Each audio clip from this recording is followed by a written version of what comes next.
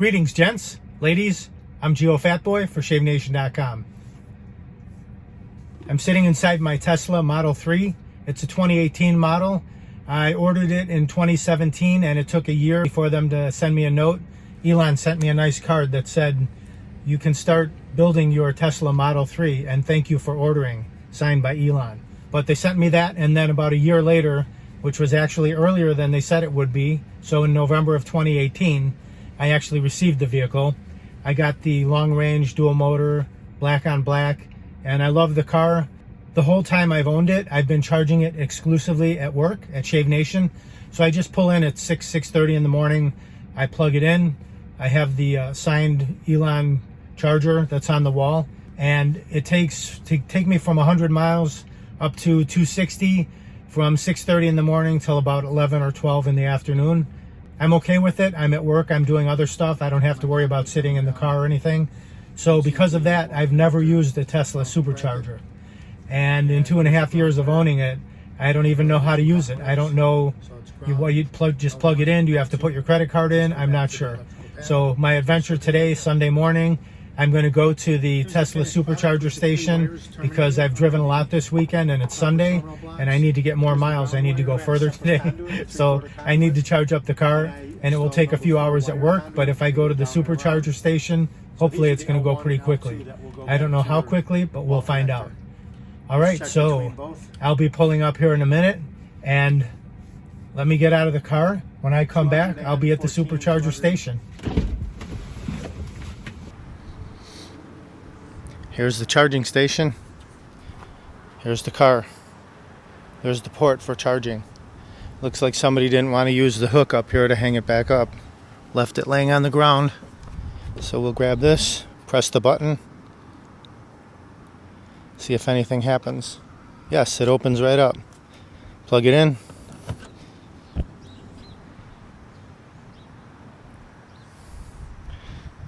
Okay, it sounds like it's charging. That's simple. Didn't have to plug in any credit card number. Oh, I can hear it charging. Listen to that. You can definitely hear that. A little bit of vibration. These are new charging stations. I think they got here a couple months ago. There's 1, 2, 3, 4, 5, 6, 7 charging stations. This is over by REI in Northbrook, Illinois. Let's see what's happening on the inside.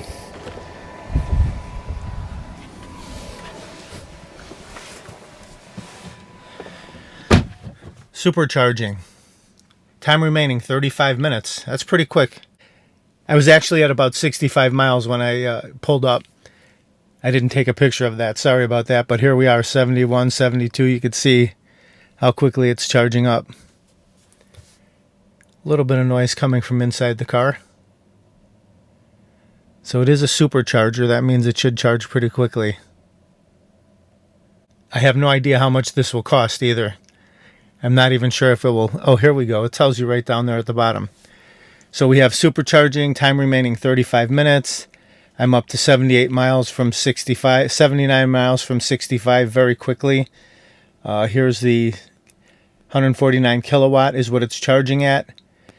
And 609 miles per hour is the charge rate, I believe.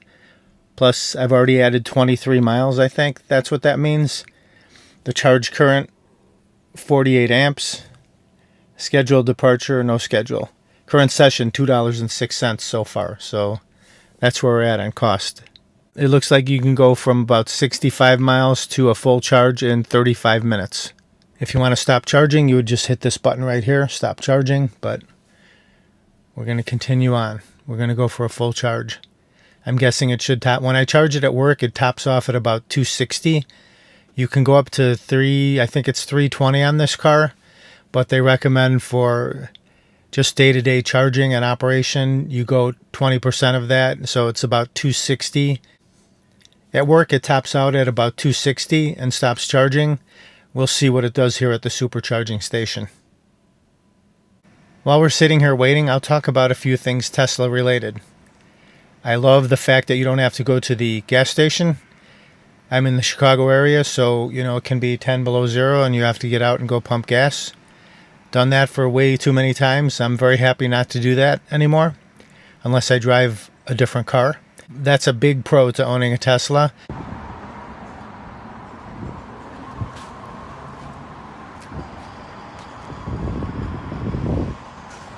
I didn't do it. Really, I didn't do it. The other big pro for me to driving a Tesla is the regenerative braking, meaning as you're driving, you take your foot off the gas, the car automatically slows down and brakes, kind of like downshifting in a manual transmission car. And what that does, that recharges the battery, helps it charge quicker, puts some of that energy back into the battery charging. So that will give you longer range. But the best part of that is when you're driving on the expressway, especially in traffic, downtown Chicago, traffic, Kennedy Expressway, any expressway, you don't have to keep going from gas to brake, gas to brake, gas to brake. As soon as you remove your foot from the gas, the vehicle slows down. So that saves you wear and tear on your brake pads, and it just makes it all around much easier to drive the car in traffic, not having to keep stepping on the brake. Those are a couple of good pros to owning a Tesla, plus the savings of the electric vehicle over paying for gas, which is now in our area it's between $3.50 and $4 per gallon. So that's kind of expensive for if you have a 20-gallon tank and it's $4 a gallon, that's $80 to fill up. And here we're going to see how much our charge costs, but it doesn't look like it's going to be anywhere near $80. Prior to this, I owned SUVs almost exclusively, trucks, SUVs, big vehicles, and I was just due for a change. I was tired of driving big things, so I ordered this Tesla Model 3 and waited for it a year for it to come in.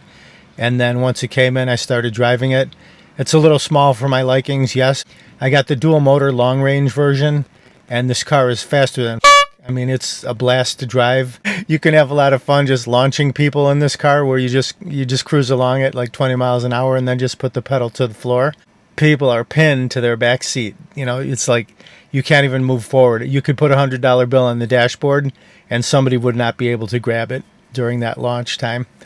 So that's fun. And this is not even the super fast model. I think this is 0 to 60 in, is it 4.3 seconds, I believe it is, for this dual motor long range model. And we'll just put that into a comparison with say back in the day, if you remember those Trans Ams and those Camaro Z28s, but those Firebird Trans Ams, those things were like 0 to 60 in 13.5 seconds. So this car is 0 to 60 in 4.3 seconds, much, much quicker. That's another pro to owning the Tesla. But let's talk about a couple of cons here. Like I said, I was used to driving vehicles like big SUVs. I had a Range Rover, I had a Jeep, I have Jeep Wranglers, also Tahoe, big cars like that. And then me being an ex-electrician, I was always driving big vans, trucks like that. And flat tires, very uncommon occurrence. Well, I had this car for just a few months, and on my way to work at Shave Nation, driving down Dundee Road, crossed over the railroad tracks, must have ran over something with the front tire and flipped it and then hit it with the rear tire. Driver's side, I saw a warning light on the screen right down here. It showed tire pressure was dropping in that driver's side rear tire. So I was able to keep driving. I made it to work and the tire was completely flat. So swear to God, I went in the trunk, I looked for a jack. Guess what? There's no freaking jack in the car. The car does not come with a jack. It does not come with a spare tire. So then I got to do a little research. I started online. I had to call Tesla service, and then a nice gentleman pulls up in the truck. It didn't take too long, a couple hours. He showed up. So he pulled up in the big van, and he had a bunch of tires. I already told him in advance like what tire I had and the brand, and I wanted a perfect match because the car at that time only had about 6,000 or 7,000 miles on it. So he showed up and changed the tire right in front of my location at Shave Nation, just jacked it up and changed it. It didn't take but half an hour, and I was good to go again. But that to me is a big deterrent. I really like to be the one that has a jack in my car, and if I get a flat tire, I'm out there, change it, 15 minutes later, I'm done, like a pit stop, back on the road. And here's the new tire installed, up and running, ready to roll. And just an FYI, These are Michelin Primacy tires on the Model 3, on my Model 3 anyway. And if you see this symbol right here where it says acoustic and then a little pair of headphones, that's a little pair of headphones right there. That means you have foam in your tires. So a lot of places won't touch it. A lot of auto repair shops, they won't touch it if they hear that it has foam in it. So you're better off calling the Tesla roadside assistance and let them come and repair the tire or replace the tire, whatever need be. And I'm also that person that other family members call when they get a flat tire. So it's like, yeah, I'll be there in 10. I grab my floor jack, throw it in the back of the truck, and I'll head over there and fix it up. I can inflate it, whatever. I got one of those the Caterpillar powder inflators. I can inflate the tire, get things going again. So anyway, I'm the person that everybody calls when things like that happen. Well, in this little car, say you're in a situation where it's late at night or you're out in the country somewhere or there's a snowstorm, which often happens in Chicago area. What are you going to do? Sit there and wait for this guy to show up to come and change your tire? To me, I mean, yeah, I guess it's saving on weight. It's making the car lighter. You don't have to carry a jack. You don't have to carry a spare tire. But I feel like I need a spare tire so that I can get back on the road in a hurry and be on my way. And that's just, to me, that's kind of aggravating that it doesn't come with that. A couple other things. Let's see. Oh, when you press this button here and turn on the fans, turn on the heat or the air conditioning, there's no way to control individually the left and the right side. So I'm driving over here, and then my wife is sitting over there, and invariably, almost every time we get in the car, we get into an argument because I like it super cold. She likes it less cold. I don't like it super hot. She likes it more hot in the wintertime. So every time we get in the car, it's like, oh my God. She says, can you turn this down? Can you turn this up? Can you do this? And you have to go over there and try to play with the controls and get it to go up and out of the way. But you can't adjust the settings on the fan so she gets a lower rate of fan movement or fan blowing movement than I do on my side.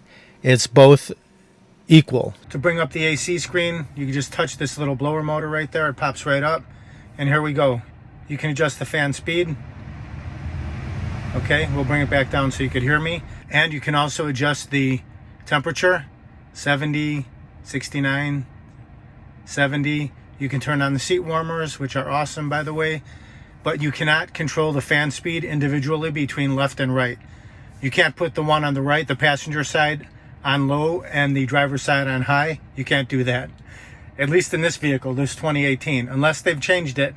And if they changed it, please let me know. Hopefully they can fix it through a software upgrade, or maybe there's something they can do to make that happen. But a couple other features that are cool is dog feature and camp feature.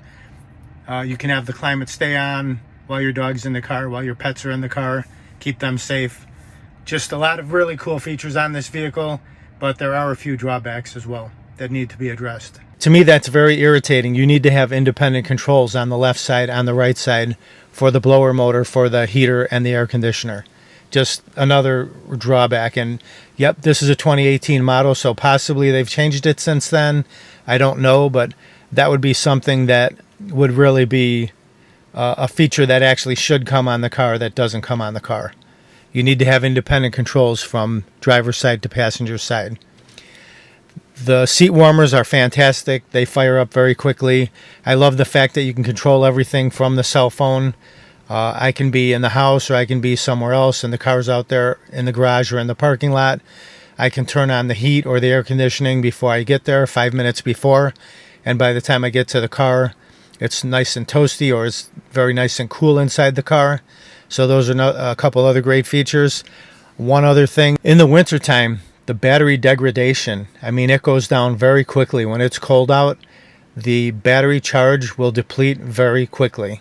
So you need to be careful. You get that charging anxiety where you can get down to 90, 80, 70, 60, 50 miles and be like, oh, I got to go charge because it's cold out and the battery is just losing its capacity very quickly. So I'm sure in California and Florida, warm places, these are fantastic cars because you don't have that issue of battery degradation in the cold. So that's just another thing to think about. Also, One other thing I feel that this car should have, of course, in the area where I live, is right here. You should have a heated steering wheel, no doubt. I mean, all luxury cars and Jeeps, even Wranglers now come with heated steering wheels if you want that option. So to me, that would also be a big plus. Nothing like getting in a car that's 0 degrees if you don't set it in advance. Yes, you can warm the cabin before you get into it, but I just love the feeling of a warm steering wheel on your hands when you get in the car and start to drive. It's just really, for any type of a luxury car, it's a plus, and that should be included in this vehicle. They should have that. Elon, you got to get that worked out. And I don't think that's something they can do with a software change or a software upgrade. I think it's, you got to have that wiring inside the steering wheel here to make that happen. One other issue I have is with the trunk on this Model 3, and that is the fact that you hit the trunk release button from either inside the car, or you can control it from the phone, and all it does is click, but it doesn't pop up. There's no hydraulic spring lift. You have to physically come over and pull up the rear hood, and on super hot days it's almost impossible to push this rear trunk lid down. Sometimes it takes 2 hands and you really have to lay on it.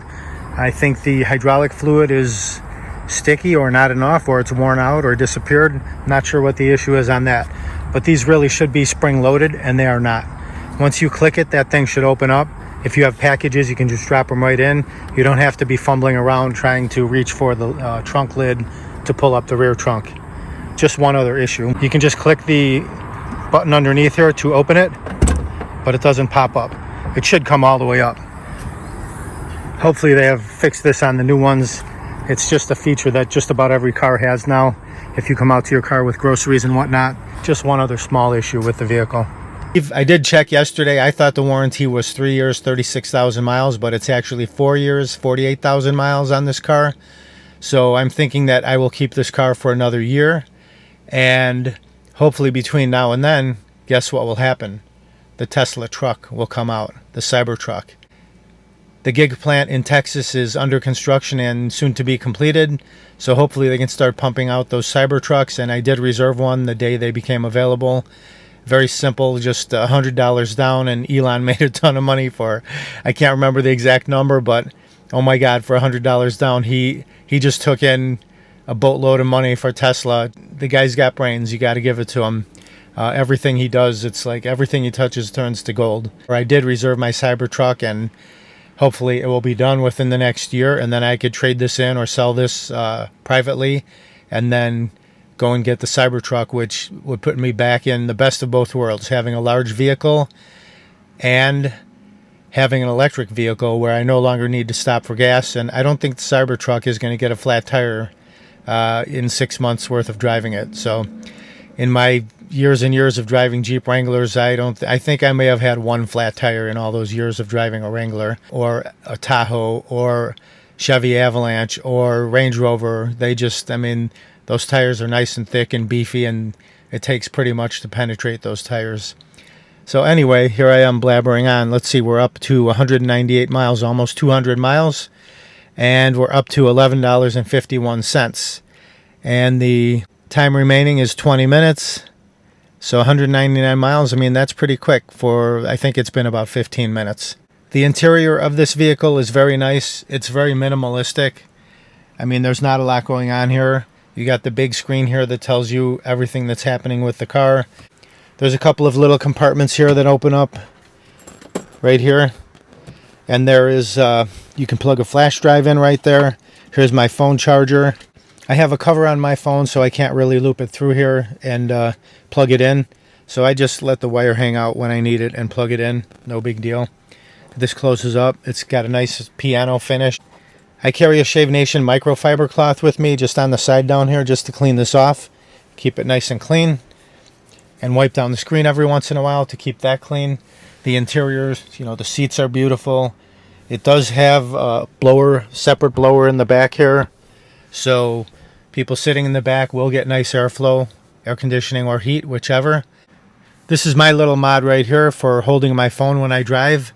And very simply, all it is like a U-turn, and it sticks right to the back of the monitor. Sticks up there very well, I might add. And I just stick my phone to it right here. Boom, like that.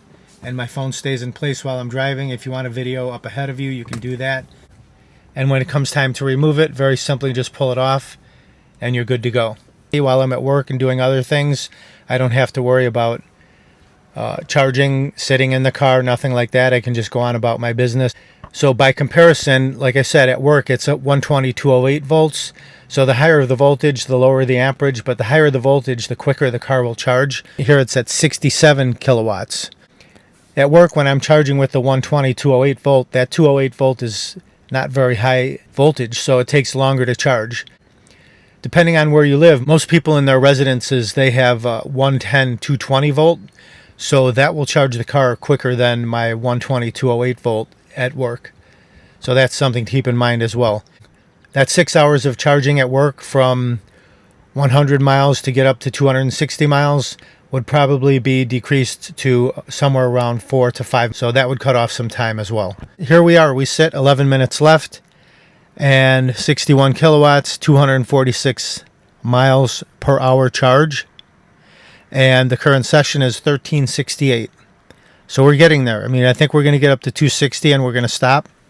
So let's see. I could stop it right there if I wanted to, but once I start charging, I always like to give it the full charge.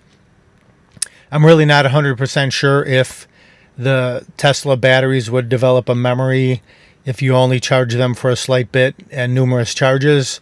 I feel like it's better to run it down low and then recharge it fully and just keep doing that. Just keep repeating that process.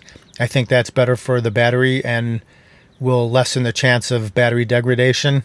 And by the way, I think I read that the batteries are warranted for, it's either 8 years or 10 years. So, I mean, that's a pretty good warranty.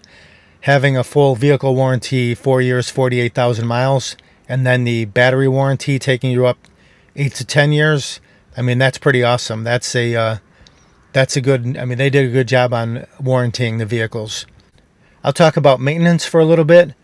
I've owned the car since November of 2018, and it's now August 1st, I believe, 2021. So the only thing I've done to the car maintenance-wise, of course, other than that flat tire, having that tire repaired, not really maintenance, that's an act of God or whatever you want to call that.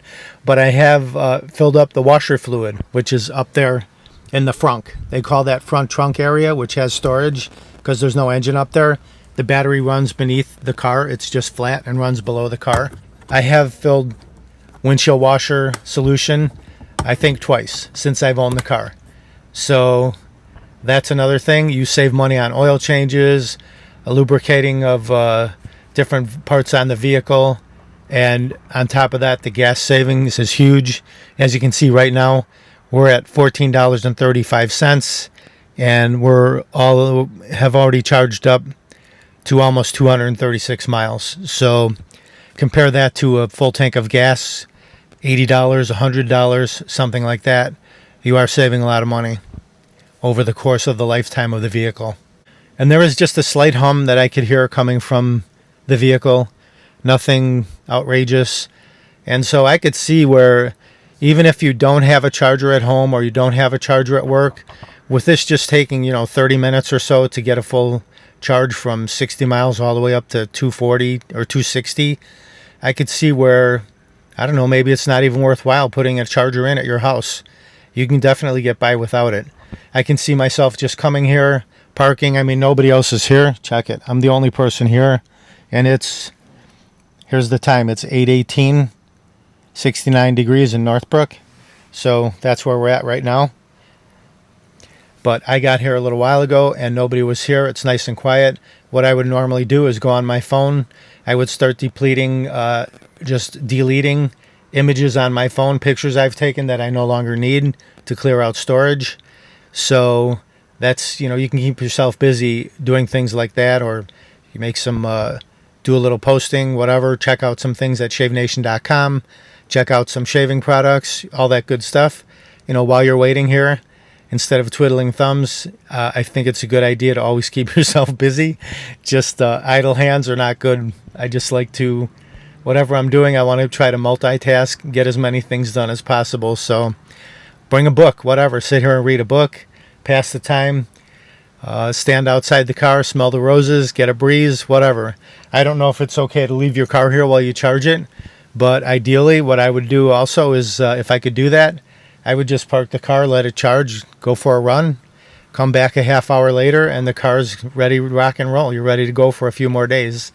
So I don't really take a lot of long road trips with the car. It's mainly commuting, just zipping back and forth to work. So I can normally get, let's see, from home to work is like, I think it's like 6 miles. It's not that far. It's 6 or 8 miles from home to work. So I can normally go like 4 or 5 days without charging, not a problem. And then I'll pull in at work, usually Monday morning, charge it up, and then I'm good to go till, usually the following week. Sometimes if I'm running downtown, things like that, then I will have to charge it once again during the week. That's about my rundown of Tesla isms and Tesla-ness and Tesla knowledge that I know of. To be honest, I really didn't do a lot of homework before I bought the car. As soon as they came out and you were able to order, I ordered one. And so I was able to choose my colors and everything. I just got black on black, as you can see. Black interior. The finishes are all nice. This wood here, the wood grain, everything looks really good. Oh, I'll talk about one other thing. So it's been 2.5 years, and I get in the car the other day, and there's a really strange, odd smell that's kind of foul smelling. And what that was I did a little research, and there's a cabin air filter down below the dashboard on the driver's side, and that needs to be replaced every once in a while. I checked out some YouTube videos because, you can learn just about anything you want to learn on YouTube, including how to shave with a straight razor, safety razor, etc. Go to shavenation.com and check that out. Or check out Geo Fatboy's YouTube channel for all that good stuff. But other than that, you can change the cabin filter yourself.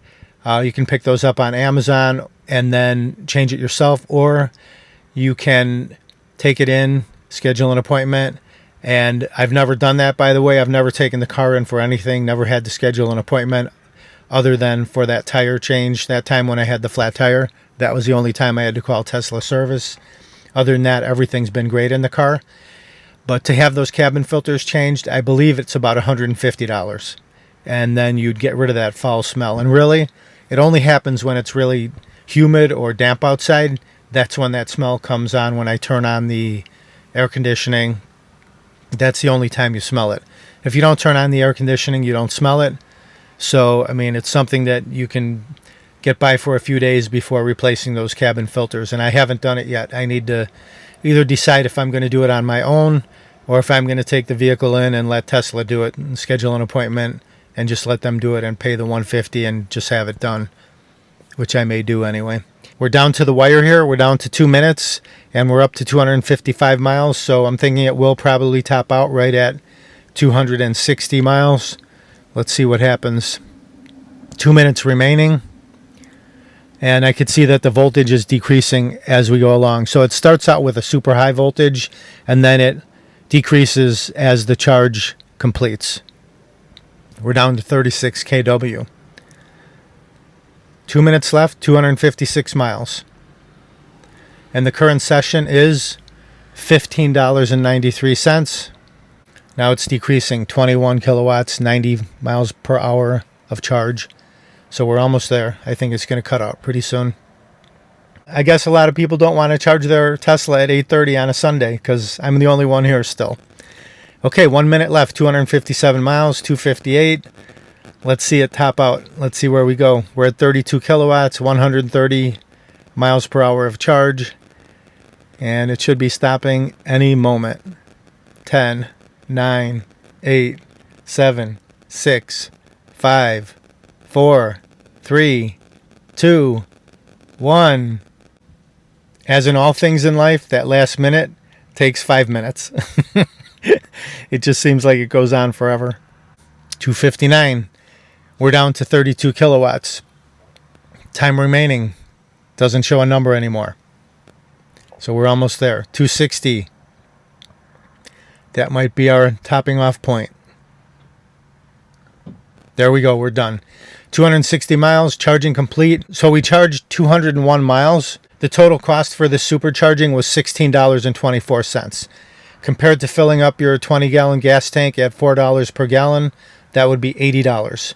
So if I can get through a week on this 260, I'm saving a lot of money over the cost of a gasoline run vehicle. Okay, let's remove the charging cord. and put it back.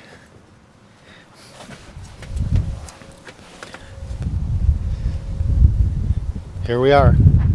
We press the button, it comes right out. We will put it back in its holding slot, unlike the previous person who charged here, so it's easier for the next person. I did get the wheel covers with it, but I chose to remove those and go with these rims that are underneath the wheel covers.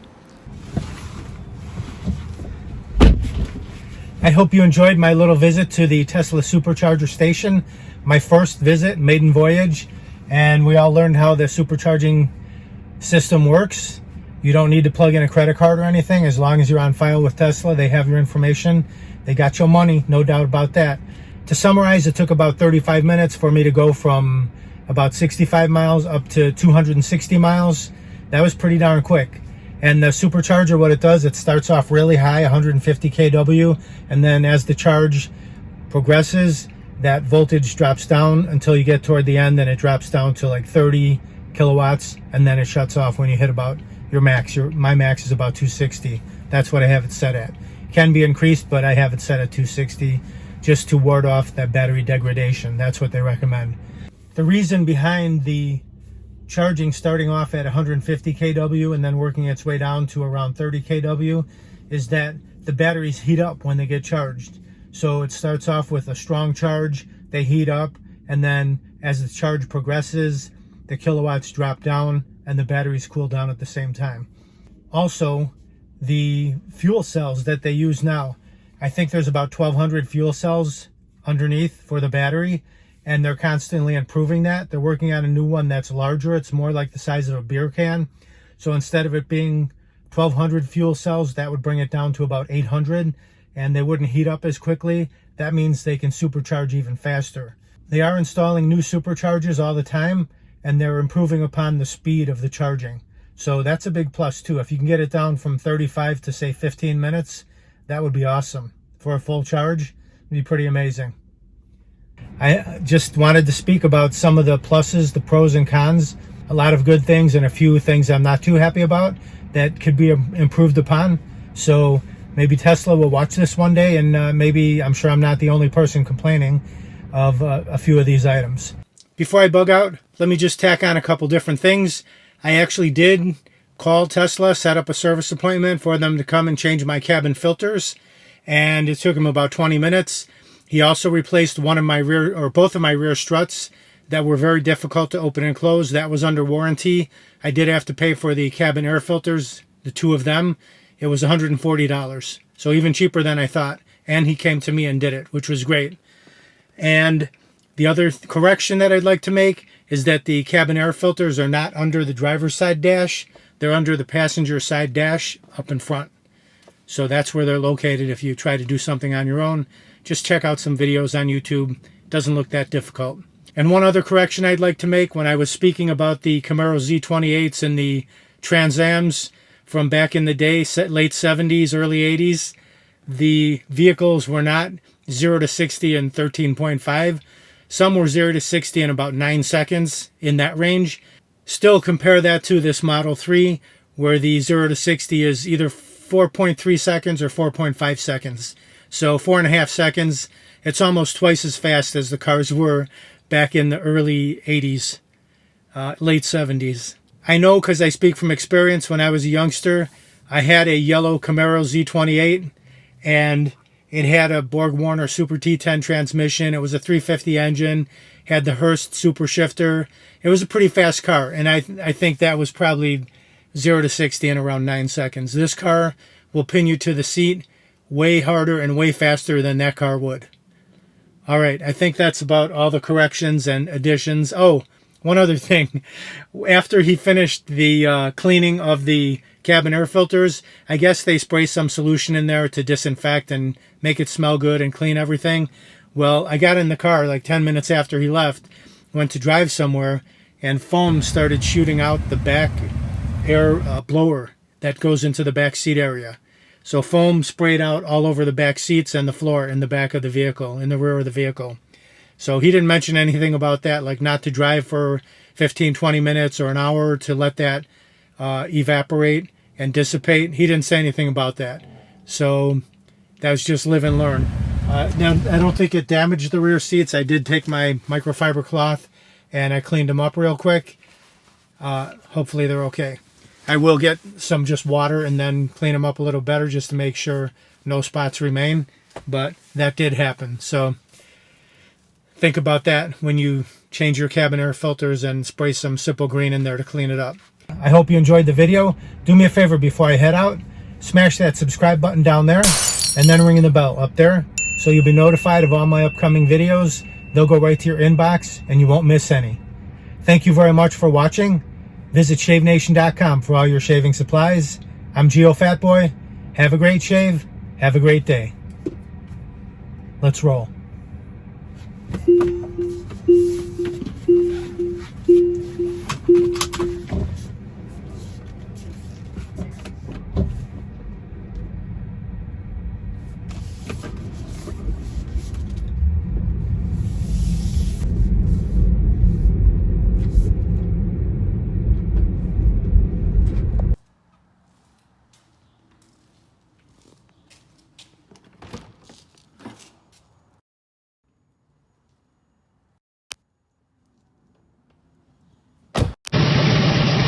Uh-oh, looks like I have a 4 o'clock shadow.